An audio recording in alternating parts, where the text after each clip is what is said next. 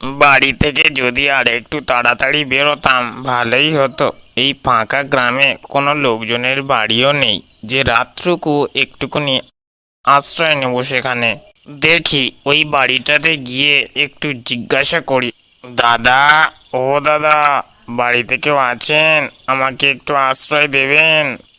দাদা, আপনি কি আমাদের কাউকে ডাকছিলেন? আপনাদের বাড়িতে এই বৃষ্টির রাতটুকুনি আমাকে একটু আশ্রয় দেবেন? আমি অনেক দূর থেকে আসছি।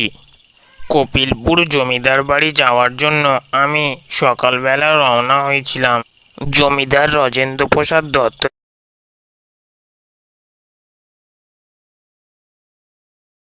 দত্ত ছিলেন আমার দাদু। আমাদের তো সৌভাগ্য, আমাদের বাড়িতে জমিদার বাড়ির ছেলে এসছে। আপনি আজকে আমাদের বাড়ি নিঃসন্দেহ থাকতে পারেন।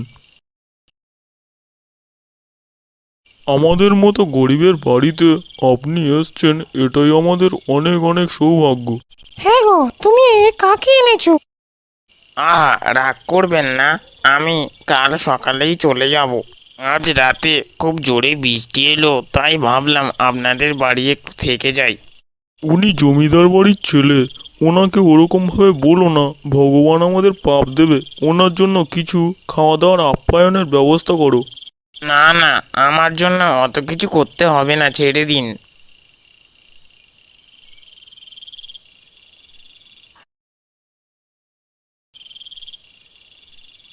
খুব জোরে জল তেষ্টা পেয়েছে। আপনারা যদি আমাকে একটু জল দিতেন তাহলে খুব ভালোই হতো। হ্যাঁ হ্যাঁ, কেন নয়, আমি এখনই আপনার জন্য জল এনে দিচ্ছি। কি ব্যাপার, বাইরে থেকে কান্নার আওয়াজ আসছে কেন? দেখি তো একটু বাইরে গিয়ে।